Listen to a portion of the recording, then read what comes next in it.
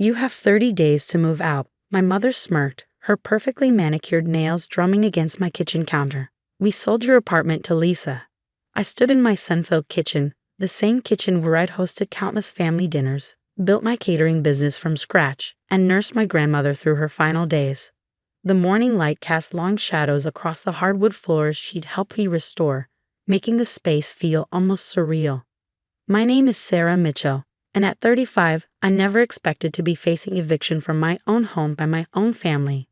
Don't look so shocked, my brother James chimed in from beside her, his arm wrapped protectively around his wife Lisa's shoulders. You barely use this place anyway, always traveling for your catering events. Lisa needs a proper home now that the baby's coming. The baby, of course. Lisa's pregnancy had become the family's latest excuse for giving my brother everything he wanted, just like they had all through our childhood. I took a slow sip of my coffee, enjoying the momentary flash of uncertainty that crossed my mother's face at my calmness. And you thought selling my apartment was the solution. Well, it's not technically yours anymore, my mother said, pulling out a folder of papers. Your father and I kept our names on the deed when you moved in, remember? For tax purposes. Her smile turned predatory. We signed the papers yesterday. Lisa and James get possession in 30 days. I thought about the last conversation I'd had with my grandmother, just weeks before she passed. She'd been sitting in this very kitchen, her eyes sharp despite her failing health. They'll try to take it from you, she'd warned. Your mother never did forgive me for not giving her this building when she married your father. The apartment had been in my grandmother's family for generations. The entire building, actually, a beautiful pre-war structure in one of the city's most desirable neighborhoods.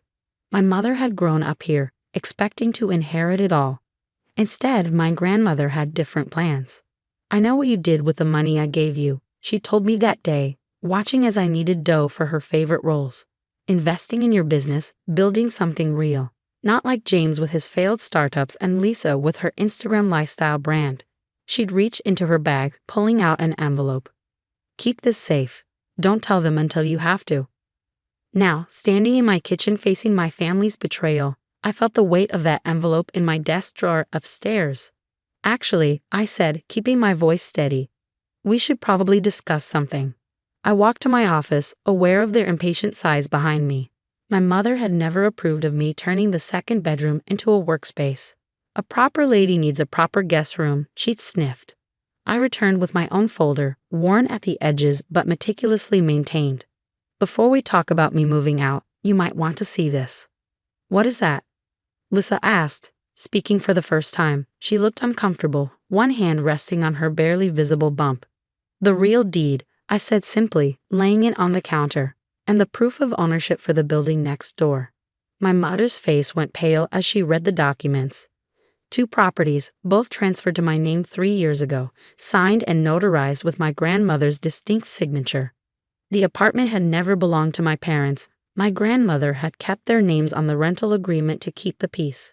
But the property had passed directly to me. This can't be legal, my mother sputtered, her composed facade cracking. Oh, it's legal, I assured her. Mr. Patterson handled everything himself. The mention of my grandmother's longtime lawyer made her flinch. You might want to check the validity of your sale to Lisa and James. It's hard to sell something you don't own. James grabbed the papers, his face turning an interesting shade of red. You knew about this the whole time? You let us go through with the sale. I found out about your plans weeks ago, I admitted. Grandmother always said it's better to let people show their true colors. The silence in my kitchen was deafening. Lisa had sunk into one of my bar stools, looking ill. My mother was still staring at the deed like she could change it through sheer force of will. You should have told us, she finally said, her voice tight with anger. Like you should have told me you were selling my home. I countered. The home I've lived in for 10 years? The home where I took care of grandmother when none of you would. The memories came flooding back, the late nights balancing my fledgling catering business with grandmother's care, James too busy with his latest venture to help, my parents conveniently traveling during the hardest months. I put my life on hold while they carried on as usual, secure in their assumption that the building would eventually be theirs to control. What are we supposed to do now? Lisa asked quietly. We'd already sold our apartment. I felt a twinge of sympathy for her. Lisa had always seemed swept along by my family's dynamics, trying to please everyone. I'm not heartless, I said. The building next door has a vacant unit on the 3rd floor. Same layout as this one actually. You can rent it at market rate. Rent? James exploded. From my own sister? Would you prefer to find something else in the neighborhood? I asked mildly. I hear the new luxury building down the street has openings. Of course, their 2 bedrooms start at twice what I'm offering. My mother stood up suddenly, gathering her papers with shaking hands. This isn't over, she said, but her voice lacked conviction. Your grandmother had no right. She had every right, I cut in. This building was her legacy, and she chose how to pass it on. Now, if you'll excuse me, I have a meeting with my property manager to discuss some updates to the security system. I watched them file out, noting how James wouldn't meet my eyes, how Lisa lingered for a moment like she wanted to say something before following them. My mother was last, pausing in the doorway. You've changed, she said, and I couldn't tell if it was an accusation or a realization. No, I replied. I just stopped pretending to be who you wanted me to be. After they left, I walked through my apartment, touching the walls my grandmother and I had painted together, looking out the windows where we'd watch countless sunsets. In my office, I opened the drawer and pulled out her envelope, now empty of its crucial documents but still containing her last letter to me. Remember, she'd written, sometimes the best revenge is simply being prepared. And sometimes the greatest gift we can give is letting people face the consequences of their own actions. I smiled, thinking of how she'd seen this coming years ago. My phone buzzed, a text from Lisa. Can we talk? About the apartment next door? Just us? Maybe, I thought, some good could come from all this after all. But first, I had a security system to upgrade.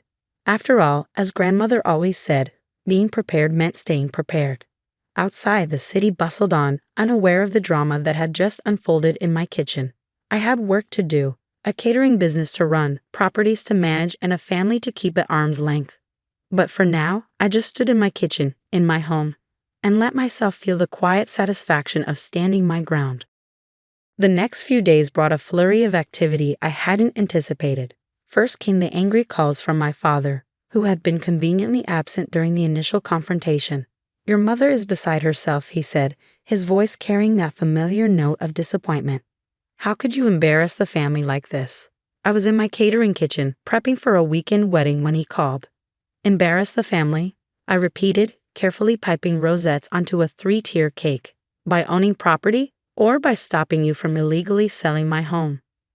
Don't be difficult, Sarah. We were trying to help your brother. Family helps family. Funny, I said, stepping back to examine my work. I don't remember any of you helping me when I was sleeping on a cot in grandmother's room during her last months, or when I was building my business from scratch. The silence on his end spoke volumes. Finally, he sighed. Your mother wants to speak with our lawyer about challenging the deed. She can try, I replied calmly. Mr. Patterson has all the documentation, including videos of grandmother signing the papers and explaining her decisions. But hey, if you want to waste money on legal fees instead of just accepting reality, that's your choice. After he hung up, I received an unexpected visitor. Lisa stood awkwardly in my kitchen doorway, looking smaller somehow without James or my mother flanking her. Can we talk? She asked, one hand resting on her slight baby bump. I brought peace offerings. She held up a bag from my favorite bakery. I gestured to a stool by the prep counter. Those better be their lemon tarts. She managed a small smile, pulling out the familiar white box. And chocolate croissants. I remember you stress eating these during wedding season last year. We sat in silence for a moment, the sweet smell of butter and sugar mixing with the vanilla cake I had been working on. Finally, Lisa spoke. I didn't know, she said quietly, about any of it. James told me your parents were giving us the apartment as a baby gift. I never thought. She trailed off, looking lost. You never thought they were trying to steal it from me? I finished for her. She flinched but nodded. James said they'd discussed it with you, that you were fine with moving to a smaller place since your business takes up so much of your time anyway. She picked at a croissant, not meeting my eyes. I should have asked you directly. I thought about Lisa, who had entered our family 4 years ago with stars in her eyes, so eager to please everyone. I had watched as my mother and James slowly molded her into their ideal, pushing her to quit her teaching job because a proper wife doesn't need to work, encouraging her expensive taste because appearances matter in this family. The apartment next door, I said, surprising myself. The offer still stands. 3rd floor, same layout. The previous tenants just moved out, and I was planning to renovate before listing it. Lisa looked up, hope flickering across her face. Really? Even after? On one condition, I said firmly. This stays between us. No family manipulation, no running to my mother with every detail. If you and James want to rent it, it's a business arrangement. I'll give you a fair price, but I expect everything to be professional. James won't like that, she admitted. He thinks family shouldn't have to pay family. And how's that working out for him? I asked, thinking of his string of failed businesses, each one funded by my parents' seemingly endless patience. Maybe it's time for something different. Lisa was quiet for a long time, absently rubbing her belly. Can I see it? The apartment? I grabbed my keys. No time like the present. The building next door was a mirror image of mine, built by the same architect in the 1920s. The 3rd floor apartment needed work. Scuffed hardwood floors, an outdated kitchen, but the bones were good. Large windows filled the space with natural light, and the layout was perfect for a growing family. It's beautiful, Lisa breathed, running her hand along the original crown molding. Even like this, it's beautiful. It needs updating, I acknowledged. But I was planning a full renovation anyway. If you're interested, you could have input on the finishes. Make it your own. She turned to me, tears in her eyes. Why are you being so nice to me, after what we tried to do? Because you're the only one who's apologized, I said simply, and because I think you might be ready to stop letting them make your decisions for you. Just then, both our phones buzzed, the family group chat I had muted days ago. My mother had sent a long message about an emergency family meeting this weekend. Your father and I have made some decisions about the future of both properties, she wrote. Attendance is mandatory. Lisa looked at me, panic flashing across her face. What are they planning? I deleted the message without reading further. Nothing that matters. They don't own these buildings, remember? They can plan all they want. James will expect me to go, she said quietly. They'll all expect us to present a united front against you. And what do you want? She looked around the apartment again, taking in the potential of the space. I want to make my own decisions, she said finally. I want my baby to grow up in a home that's ours, really ours, even if we're renting it. Not something taken from someone else. I pulled out my phone and drafted a quick email to my contractor.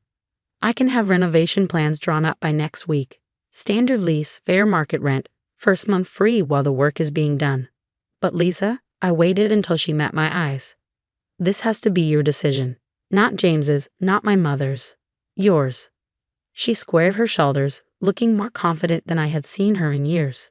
I'd like to see those plans when they're ready. As we walked back downstairs, I received another text, this one from my father. Your mother is looking into legal options. Don't force us to take this further. I showed it to Lisa, who shook her head. They really don't know when to stop, do they? No, I agreed, but they're about to learn.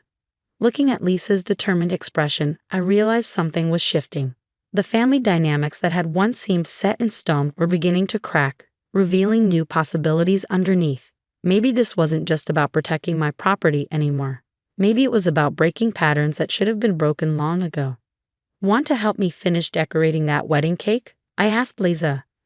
I seem to remember you being pretty good at flower arranging before my mother decided it wasn't sophisticated enough for you.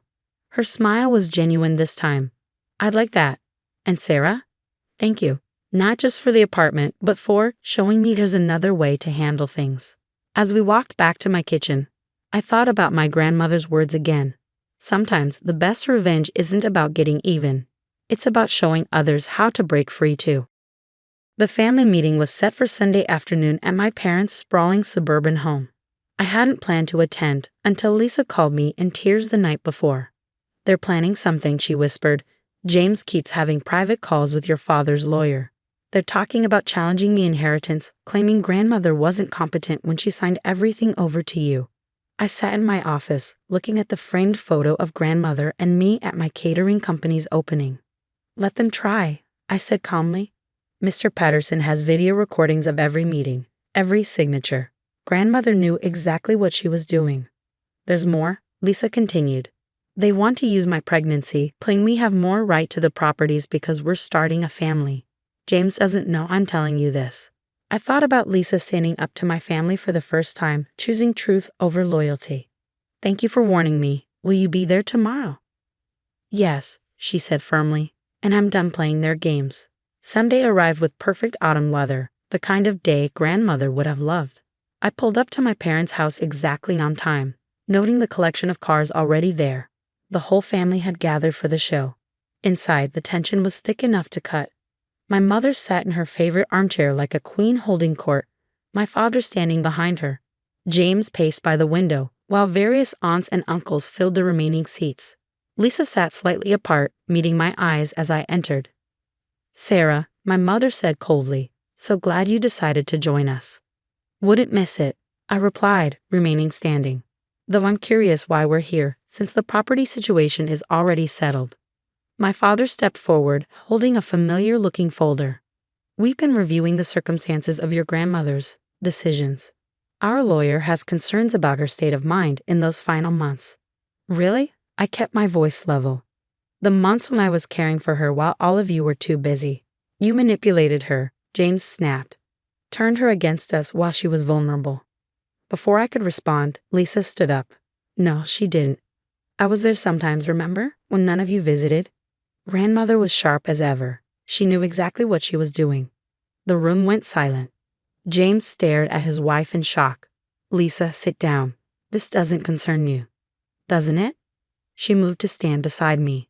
You're trying to steal a home, using our baby as an excuse. I won't be part of it.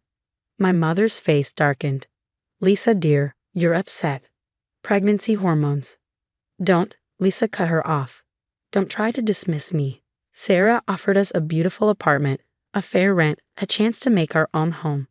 But that's not enough for you, is it? You have to have everything, control everything. I pulled out my phone, queuing up a video. Before this goes any further, you should watch something. I connected to the TV, and suddenly, grandmother's face filled the screen.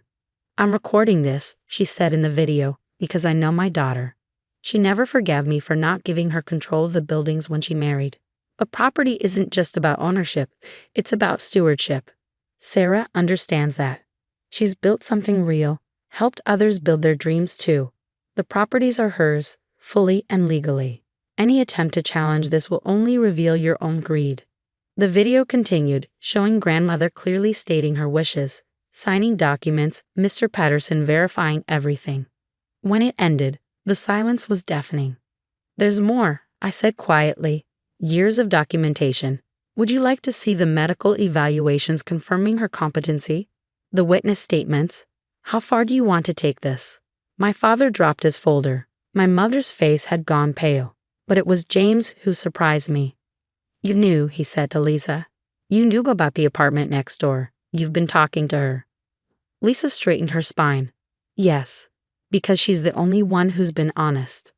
The only one who offered us a real chance, not schemes and manipulation. The renovation plans are drawn up, I added. If you're still interested, but this ends now. No more challenges, no more threats. The buildings are mine, and that's final. My mother stood abruptly.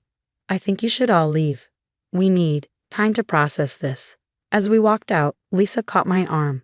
I'd like to see those renovation plans, she said loudly enough for everyone to hear, for our new home. Outside, the autumn sun was setting, casting long shadows across the lawn. Lisa and I walked to our cars together, leaving behind the sounds of argument from the house. You know, they'll never forgive us, she said. I thought about grandmother's words, about stewardship, about building something real. Maybe, but we'll build something better instead.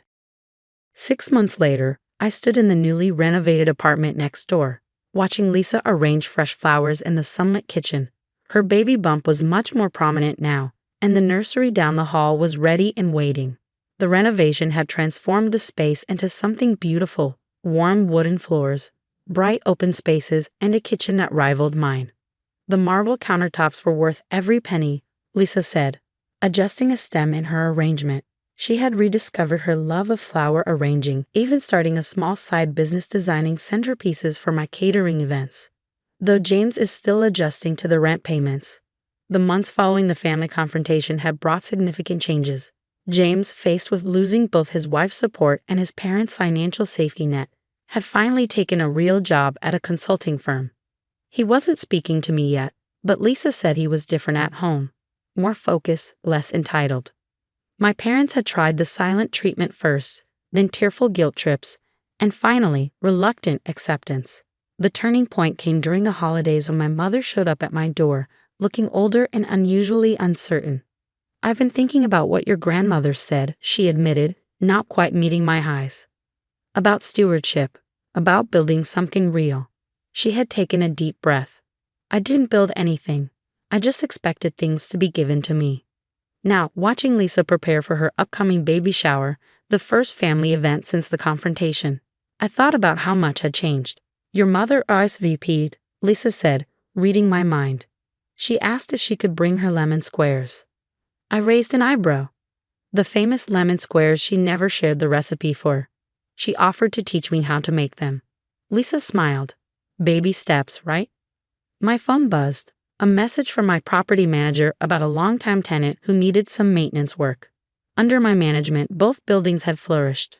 I had started a program helping small business owners rent commercial spaces at reasonable rates, watching new dreams take root and grow. "Ms. Mitchell," a voice called from the hallway. It was Maria, one of my commercial tenants who ran a successful alterations business in the building. I brought the curtains for the nursery, and some empanadas too, my grandmother's recipe. This was the community grandmother had envisioned, people supporting each other, building something together. As Lisa and Maria discussed the curtains, sharing food and stories, I slipped away to my own apartment. In my office, I opened the bottom drawer where I kept grandmother's last letter. The paper was worn now, but her words remained clear. "Property is more than bricks and mortar, Sarah. It's about creating spaces where people can grow, where communities can thrive. You understand that in a way your mother never did." A knock at my door interrupted my thoughts. To my surprise, it was James. "Can we talk?" he asked, looking uncomfortable but determined. "About everything." We sat in my kitchen, the same space where this had all started months ago. James stared into his coffee cup, gathering his thoughts. "Lisa's happier than I've ever seen her," he finally said. "The apartment, her flower business, even the way she stands up to Mom now. I didn't realize how much we were all suffocating under their expectations." "And you?" I asked carefully. "I'm learning," he admitted. "Real work, real responsibilities. It's different. Hard sometimes, but better." He looked up. "I'm sorry, Sarah, for trying to take your home, for not standing up to them sooner." Before I could respond, my phone buzzed again. Another message from the property manager, this time about a potential commercial tenant, a small bakery looking to expand. "Want to see something?" I asked James. Something grandmother understood that took me a while to learn. I led him down to the commercial spaces, introducing him to Maria at her alteration shop, to old Mr. Chen's bookstore, to the new art gallery that showcased local artists. Each space held a story, a dream being built. "This is what it's really about," I explained. "Not just owning property, but creating spaces where people can succeed, where they can be independent." James was quiet for a moment, like Lisa with her flowers, like you with your catering. Exactly. I turned to face him. The apartment was never just about having somewhere to live. It was about having the freedom to build something of my own. Later that evening, as I helped Lisa finish the baby shower preparations, I thought about family, not just the one we're born into, but the one we build around us. Maria had brought more empanadas. Mr. Chen contributed special tea for the party, and even my mother had called to ask if she could come early to help set up. I invited grandmother's old friends, Lisa told me, arranging name cards on the gift table. "They keep asking about you, you know. They're proud of how you've handled everything." The next morning, I stood in my kitchen again, but this time it felt different. Through the window, I could see the early sunlight hitting both buildings, the sidewalks already busy with people heading to work or school. In a few hours, these same streets would fill with family and friends celebrating new life, new beginnings. My phone buzzed one last time, a message from my mother. "Need help setting up?" I brought the lemon squares and the recipe. I smiled, thinking of grandmother's words about stewardship and growth. Sometimes standing your ground isn't just about keeping what's yours. It's about creating space for everyone to grow into better versions of themselves. Outside, the city was waking up. In a few hours, my home would fill with the sounds of celebration, of family trying to heal, of community coming together. The buildings stood strong and tall, just as they had for generations, but now they held new stories, new dreams. And that, I realized, was the greatest inheritance of all. Looking at the two properties now, I understood what grandmother had known all along. It was never about keeping others out. It was about building something worth sharing, worth preserving. A legacy not just of property, but of possibility. The morning sun caught the windows of both buildings, making them shine like beacons in the early light. Below, Maria was opening her shop. Mr. Chen was arranging books in his window. And Lisa was probably already up, arranging flowers for the shower. This was what victory really looked like, not just winning a battle, but creating something better in its wake, something that would last long after the conflicts were forgotten. I opened my group chat with Lisa and Maria. Breakfast before the chaos begins, I'm making coffee. Their responses came quickly, enthusiastic, and warm. In my kitchen, I started the coffee maker, pulled out fresh pastries, and opened the windows to let in the morning air. This was home, not just the apartment, but the whole community we'd built. And this time, it was built on a foundation strong enough to last.